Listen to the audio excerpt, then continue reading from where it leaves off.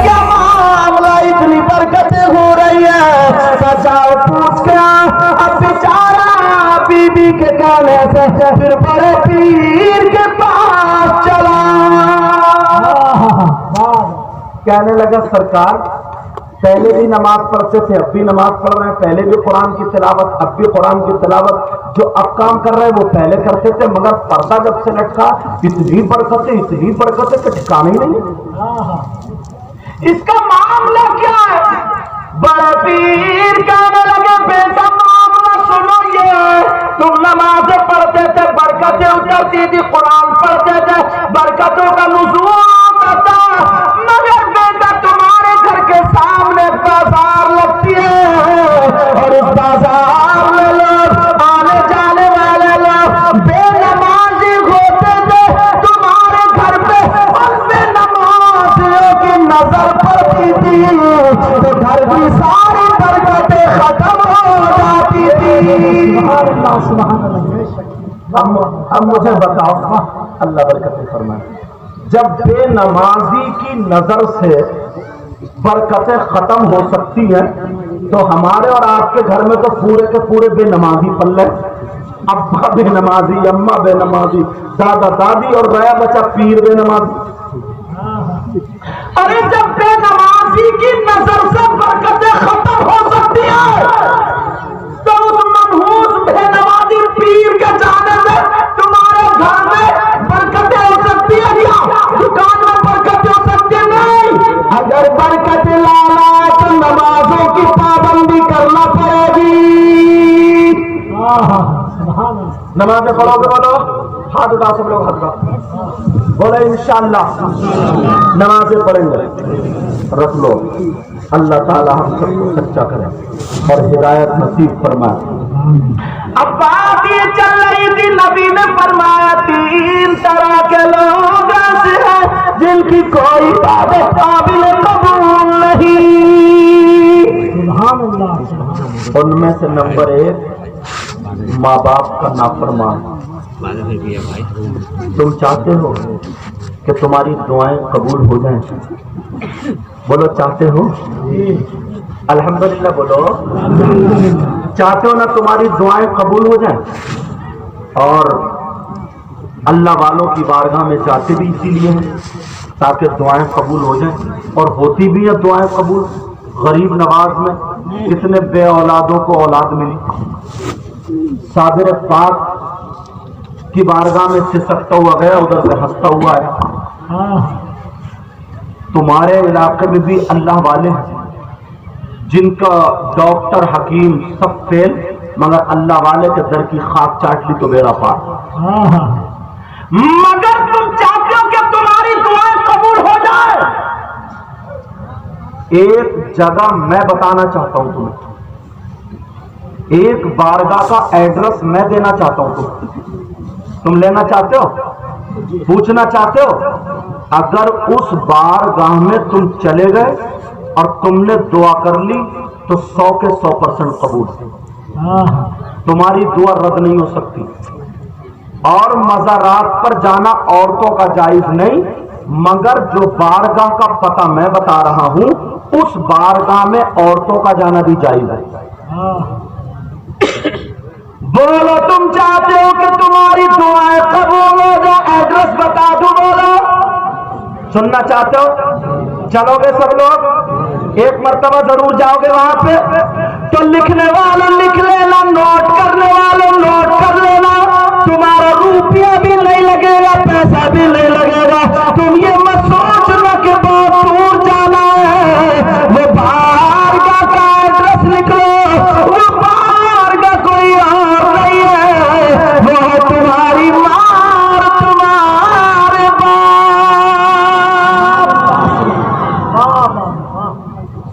अपने माँ बाप की बारगाह में चले जाओ, उनको राजी कर लो, उनकी खिदमतें कर लो।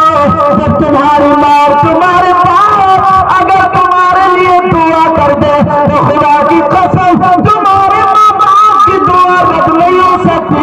इसलिए प्यारे ये मैं नहीं कहता, ये वो नबी कहते जिस नबी ने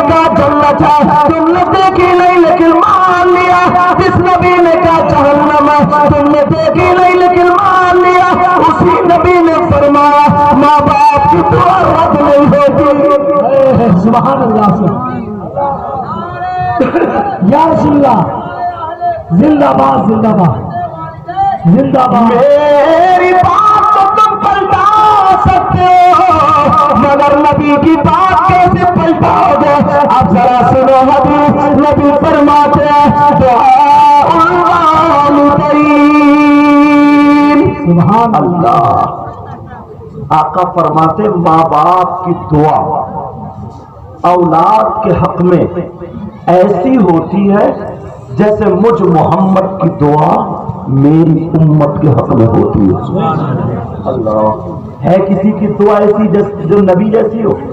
वो तुम्हारी माँ, तुम्हारे बाप। अगर तुम्हें अपनी दुआ को मकबूलियत के दरवाजे पर पहुंचाना है तो माँ बाप की खिदमत करनी पड़ेगी, माँ बाप को राजी करना पड़ेगा। प्यारे, पहला सबक मेरा यही है। नबी फरमाते हैं अगर जिसके माँ बाप जिससे नाराज है उसका नबी भी नाराज, उसका खुदा भी नाराज, और जिससे नबी और खुदा नाराज, अब बताओ उसकी दुनिया भी बेकार है और उसकी आखिरत भी बेकार है। बोलो है कि नहीं है? मगर इसको हम लोग छोटा समझते हैं। ये छोटी चीज नहीं है, ये बड़ी चीज है। अब मैं वालिदैन पर आता हूं, समझो रखो। माँ बाप की जिम्मेदारी, वहां बात चल रही थी, किसकी जिम्मेदारी बोलो? माँ बाप ने बच्चे पैदा कर दिए, अब उनके कुछ हुकूक होते हैं, ये माँ बाप की जिम्मेदारी है, माँ बाप की।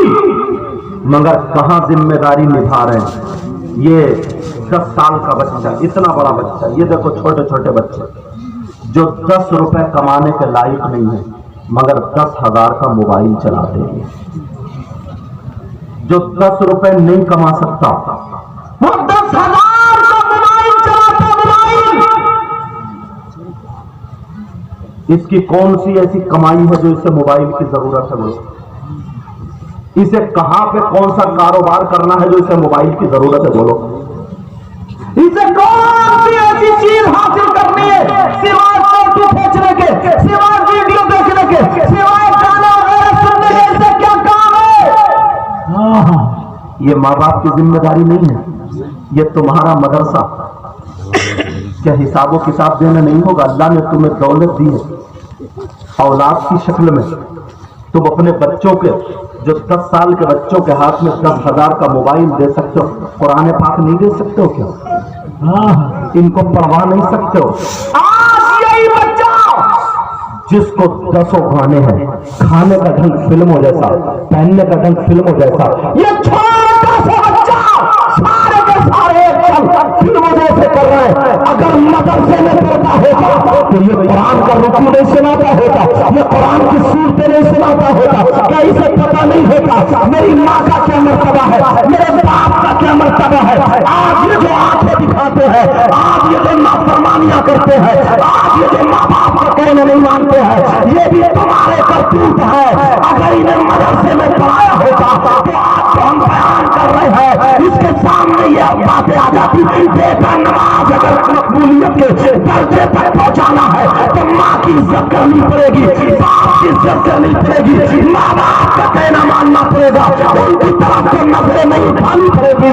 अगर माँ कहते खड़ा रहे तो खड़ा रहना पड़ेगा, बाप कहे बैठ जा तो बैठा रहना पड़ेगा। अगर ये कुरान पढ़ता तो सीने में कुरान लगाता और इसे मालूम होता अल जन्नत अरे जिस माँ के कदमों के नीचे जन्नत है, नमाज पढ़ते हैं ताकि जन्नत मिले, रोजे रखते हैं ताकि जन्नत मिले, ज़कात देते हैं ताकि जन्नत मिले, हज करते हैं ताकि जन्नत मिले, और जन्नत हमारी माँ के कदमों के नीचे है। सुभान अल्लाह, सुभान अल्लाह। तो कभी इसका गलत कदम नहीं उठता। अल्लाह अकबर, या रसूल अल्लाह, या रसूल अल्लाह, जिंदाबाद जिंदाबाद। और देख लेना, ये बच्चे ही नहीं, इतने थे बड़े नहीं, इसमें 50 लोग ऐसे होंगे जिनकी बेटियों पे भी मोबाइल होगा। बेटियों को मोबाइल क्यों दिया है भाई? क्या जरूरत है? इनके ट्रक चल रहे हैं, बोलो है जवाब तुम्हारे पास? बसें चल रही हैं, ट्रेनें चल रही हैं, हवाई जहाज चल रहा है, फैक्ट्री चल रही है, कारखाना चल रहा, इन्हें मोबाइल की जरूरत क्या है? बिल्कुल लापरवाह। होश है कि नहीं है? आज जो न्यूज आती है कि साहब फलाने की लड़की फलाने के लड़के के साथ भाग गई, या फलाने का लड़का फलाने की लड़की को लेकर भाग गया, ये पूरे का पूरा कारनामा मोबाइल का होता है। अरे हमारी बेटी में मोबाइल की क्या जरूरत है बोलो? और हजरत बात बोल देता हूं जो सामने आती है, बात इतना सीधा है, इतना सीधा है। एक साथ तो अपनी बेटी को लेकर के मेरे पास हाजिर हो गया और कहने लगा, हुजूर ये मेरी लड़की है, आपकी इतनी तकरीरें सुनती है, इतनी तकरीरें यूट्यूब पे सुनती है, और 10 मौलानाओं से शायरों से मोबाइल पे इसकी बातचीत, और ये बातचीत करती है, बस आपका फोन नहीं उठता है, आपका फोन 18 किलोमीटर से हम बाप बेटी से लिया ताकि हजरत की मुलाकात करा। मैंने कहा तुझे शर्म नहीं आ रही? तूने तकरीरों में सुने नहीं है क्या मेरी बात? पर्दे के बारे में तकरीरें नहीं सुनी है? अरे तेरी बेटी है ये, बस किसी शायर से मौलाना से अगर बातें करती है वो गैर मर्द है, उससे उसका पर्दा है, और औरत की आवाज भी औरत। 3 रोटी खाते हो, 1.5 की अकल रखो। बेटी को मोबाइल दिया, कौन सा इसका रिश्तेदार है अलग से जो ये बात करेगी? थोड़ी तो अकल रखो ना। यूट्यूब चलाएगी तो कहां चलाएगी? फेसबुक चलाएगी तो कहां चलाएगी? व्हाट्सएप चलाएगी तो कहां चलाएगी? यही वजह चुटिया इधर को करेगी, यूं करके सेल्फी ले रही है ऐसे करके। देख लियो, इतनी संभाल के पैसे नहीं रखेगी, मेले में घूमते हुए मोबाइल लेके घूमती होगी, मोबाइल हाथ में, जैसे बड़ा तीर मार लिया। ये बाप है कि दुश्मन? और मां, अगर बाप को पता नहीं है, मां को पता नहीं है क्या मेरी बेटी पे मोबाइल है? रात के 2-2 बजे तक ये हमारी बेटी बात कर रही है, रात के 12-12 बजे तक, दिन में वो चार्ज हो रहा, रात में डिस्चार्ज हो रहा। ये 300 रुपए का डिस्चार्ज हो रहा, महीने में कहां जा रहा?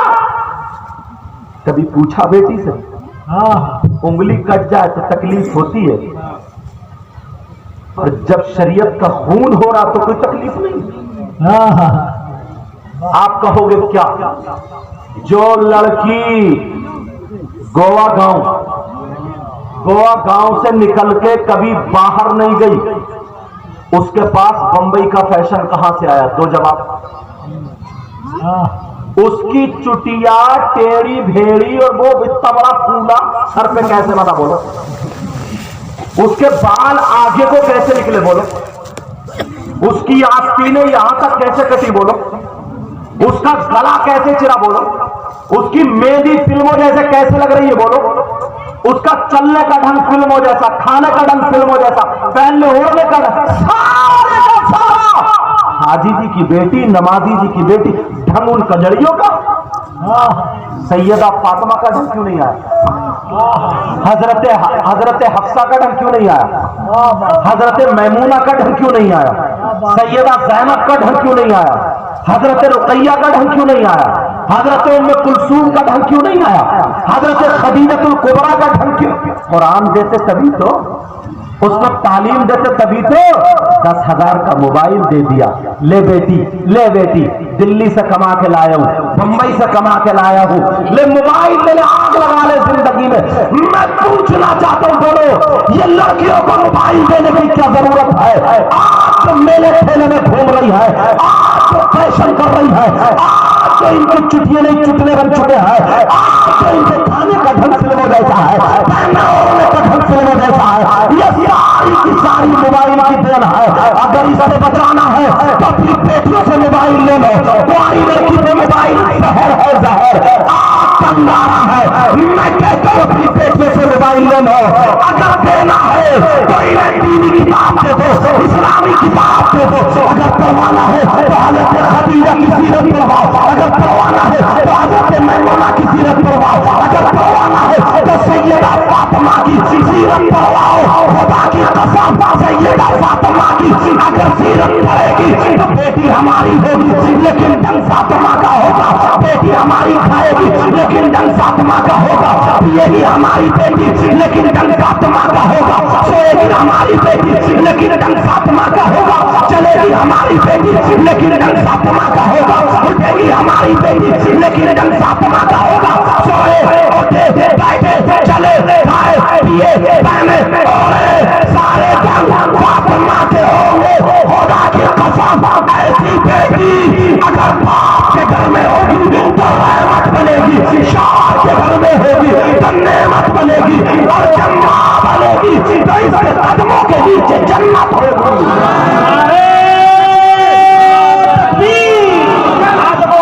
नारे इश्क मोहब्बत, इश्क मोहब्बत, बस्ती बस्ती हरिया हरिया, नारे तकबीर, अज़मत वालिदैन, अल्लामा मुकीम रहमान साहब क़िबला। तालीम से दूर रखा है तुमने अपने बच्चों को।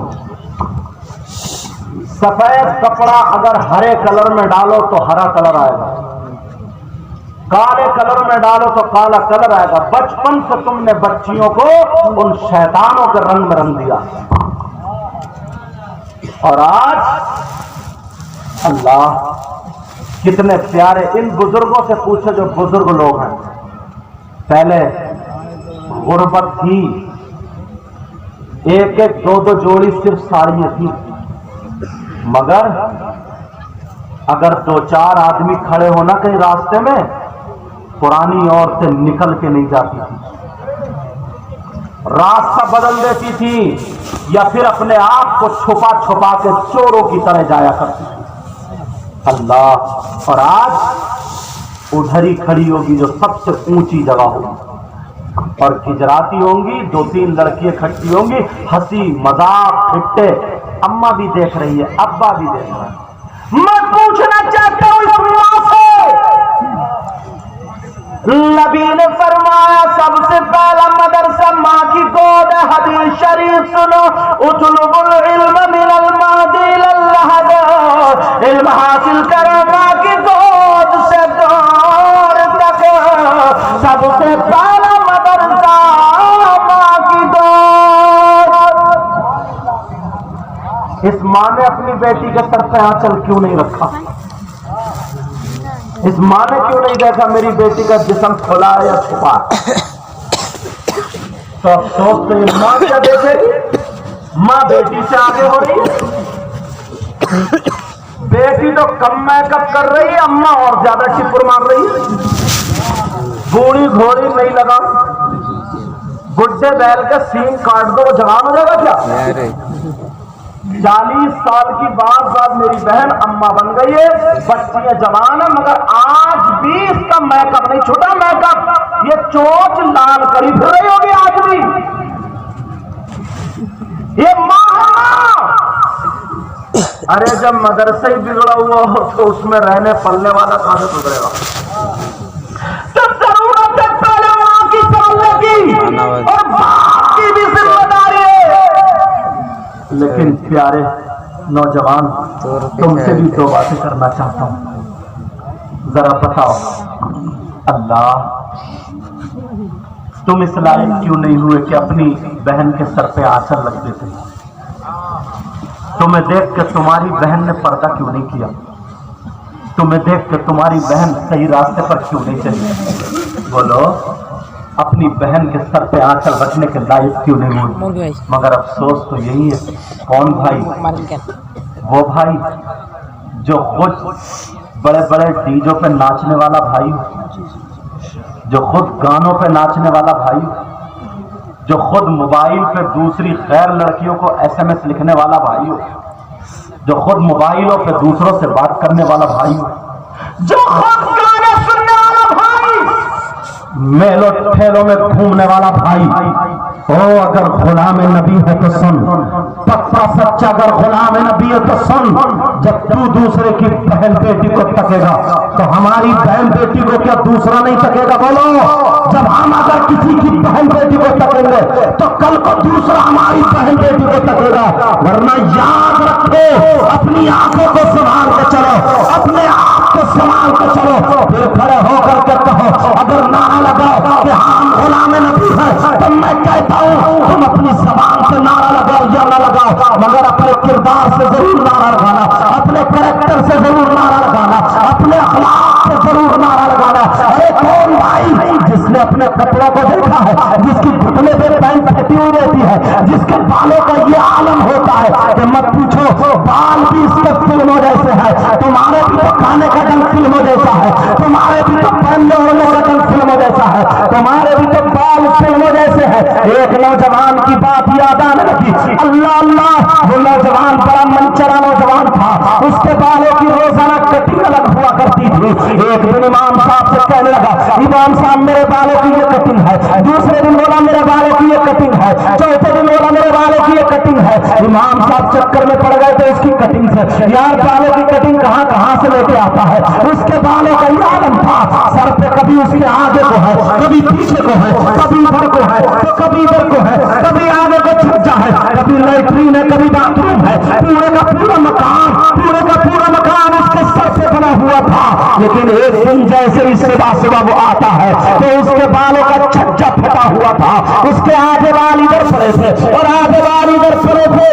इमाम साहब ने देखा, आज जरा मैं इसकी खबर लेता हूँ।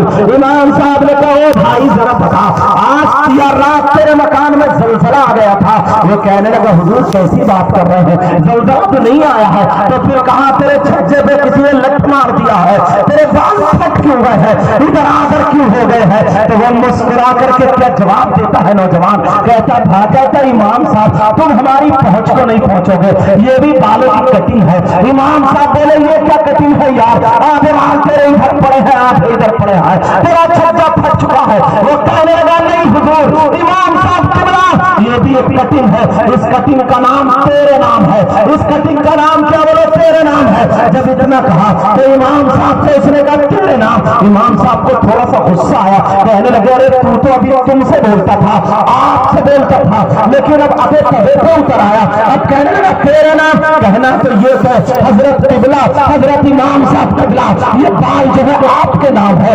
आपके नाम है। तो वो कहने लगा, हजरत आपके नाम नहीं है, ये तो है तेरे नाम। फिर इमाम साहब कहने लगे, बहुत बदतमीज हो गया है, तेरे बाप से शिकायत करनी पड़ेगी। अरे तेरे बाप मेरे हाथ चूमते हैं, वो आप करके बोलते हैं, और तू कह रहा तेरे नाम। कह रहे, इमाम साहब माफ करना, मैं बदतमीजी नहीं कर रहा हूँ, मैं आपको तू तलाक नहीं बोल रहा हूँ, मैं आपको तुमसे भी नहीं बोल रहा हूँ, मैं तो आपको आपसे बोल रहा हूँ। तो फिर ये क्यों कह रहा तेरे नाम? कहा, क्या करो, बाल है तेरे नाम। जब इमाम साहब को गुस्सा आया, हाथ पकड़ो, कहा चल अपने बाप के पास चल। तूने कहा तेरे नाम, कहा इमाम साहब किसी गाने में तेरे नाम है, किसी फिल्म में तेरे नाम है, किसी टीवी सीरियल में तेरे नाम है। जहां था उसने बता दिया, बंबई के वो कंजर जो फिल्में बना रहे हैं, कहा उन्होंने कहा तेरे नाम है। तो इमाम साहब को जलाल आ गया है, अरे हुसैन का गुलाम लेकिन ताबेदारी किनकी है, नबी का गुलाम लेकिन इताअत किनकी करता है, ये किसको फॉलो करता है। अरे तू नमाजी का बेटा है, हाजी का बेटा है, तू कलमा पढ़ने वाले का बेटा है। इमाम साहब ने कहा, सवाल काश तेरे चेहरे पे दाढ़ी होती, काश तेरे सर पे टोपी होती, काश तू वुजू बना करके मस्जिद में जाता होता और मस्जिद में जाकर के तो कुरान की तिलावत करता।